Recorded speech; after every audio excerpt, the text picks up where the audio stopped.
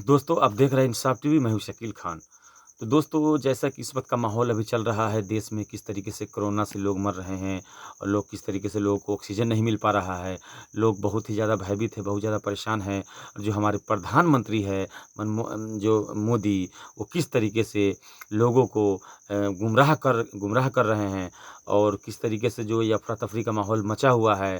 तो मोदी जी को सिर्फ़ चुनाव की पड़ी होती है, वो चुनाव पे बहुत ज़्यादा फ़ोकस करते हैं, बहुत ज़्यादा बिज़ी हैं और चुनाव जीतने के लिए वो अपनी पूरी ताकत झोंक देते हैं।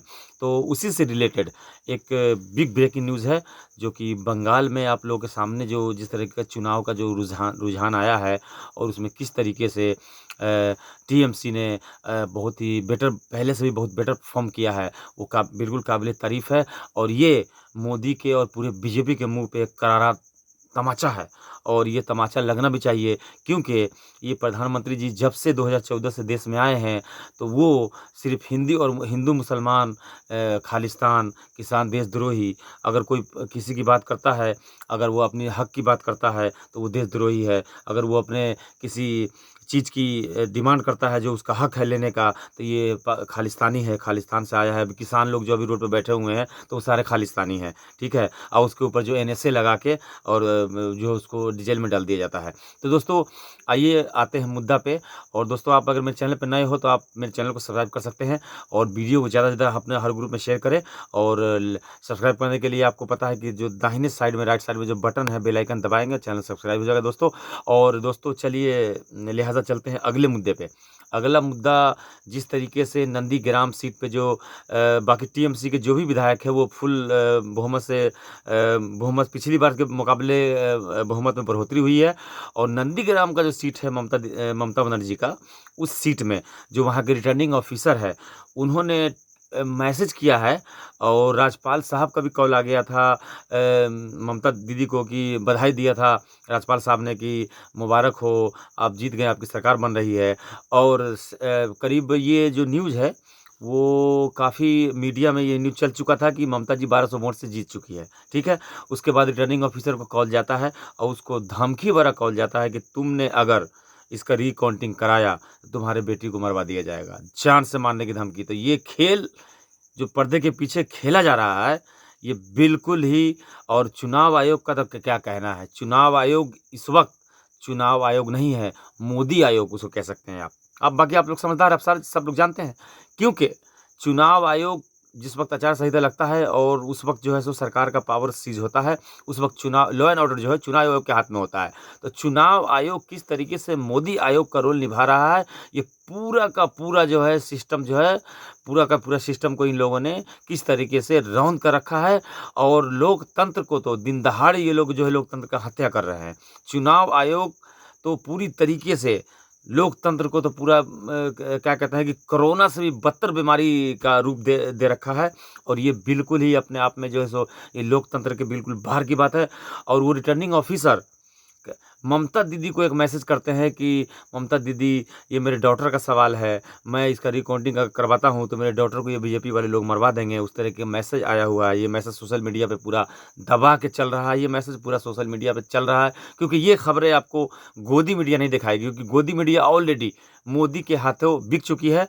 और ये मोदी दोनों गुजराती, अमित शाह और ये मोदी दोनों गुजराती, और धीरू भाई अंबानी और जो उसके 2 गुजराती, तो ये 2 गुजराती, धीरू भाई अंबानी वो भी गुजराती। तो ये मोदी और अमित शाह गुजराती, धीरू भाई अंबानी के नौकर हैं। ये नौकरी कर रहे हैं, ये देश के पीएम नहीं है। ये जो गुजराती के पीएम है, ये गुजरात के जो वो व्यापारी है, उसके ये एजेंट है, उसके ये नौकर है, देश के नहीं है। क्योंकि ये देश को जो है पूरा इस वक़्त 2014 में जो मनमोहन सिंह पीएम थे, उस वक़्त जो जीडीपी था 14% था, 14 था। और इस वक़्त माइनस चल रहा है। और इस वक़्त जो है बांग्लादेश और भूटान से भी मतलब कि, और पाकिस्तान, चाइना, इस सबसे, चाइना तो खैर बहुत बड़ी बात है, ये नेपाल जो गरीब देश है, भूटान, पाकिस्तान, बांग्लादेश, ये जो छोटे-छोटे देश है, उससे भी गया गुज़रा है भारत का जो जीडीपी है, उससे भी मतलब ख़त्म है बिल्कुल। और ये अगर जीडीपी देश का गिरता है, तो समझ लीजिए कि सारा का सारा दारोमदार पीएम पे होता है, प्रधानमंत्री पे होता है।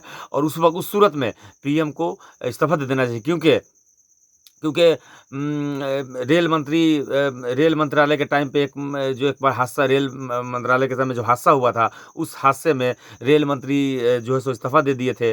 ठीक उसी तरीके से अगर वो सच्चा इंसान है, उसके अंदर ज़रा भी हया और आबरू बचा हुआ है, तो जैसे देश का जीडीपी इस वक्त गिरा हुआ है, तो इस सूरत में मोदी को बगैर किसी को संकोच किए हुए, बगैर किसी को बताए हुए इस्तीफ़ा दे देना चाहिए, क्योंकि सबको पता है कि देश इस वक्त किस माहौल से गुजर रहा है और देश को इस वक्त किस चीज़ की ज़रूरत है। लेकिन जनाब पीएम साहब को तो सिर्फ़ चुनाव, चुनाव, चुनाव। इसको पता है कि 2024 का चुनाव ये चाहता है जीतना, और ये जो राज्य में स्टेट में चुनाव हो रहा है, उस पे इसका फ़ोकस इसीलिए होता है कि राज्यसभा सीट पे इसका मेन मंशा है कब्ज़ा करना। और 2025 में आरएसएस का 100 साल पूरा हो रहा है, ठीक है? तो ये 2024 का चुनाव जीतकर और 2025 में ये मनुस्मृति लागू करने के प्लान में है। ये मोदी 2025 का वेट कर रहा है ये, और 2024 का चुनाव ये जीतना चाहता है। इसलिए जितने भी राज्य में चुनाव होते हैं, उस चुनाव में इसका ज़्यादा फ़ोकस होता है,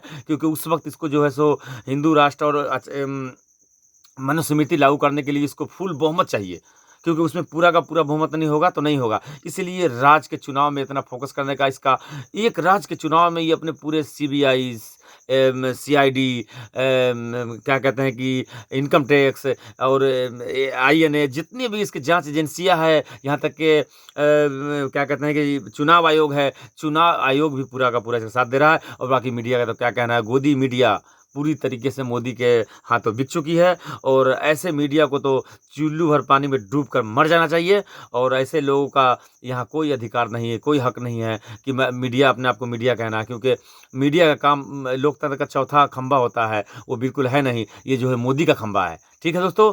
और दोस्तों फिर मिलते हैं किसी नेक्स्ट ब्रेकिंग न्यूज़ के साथ में दोस्तों, और इसी के साथ में गुड नाइट, शब ख़ैर, जय हिंद।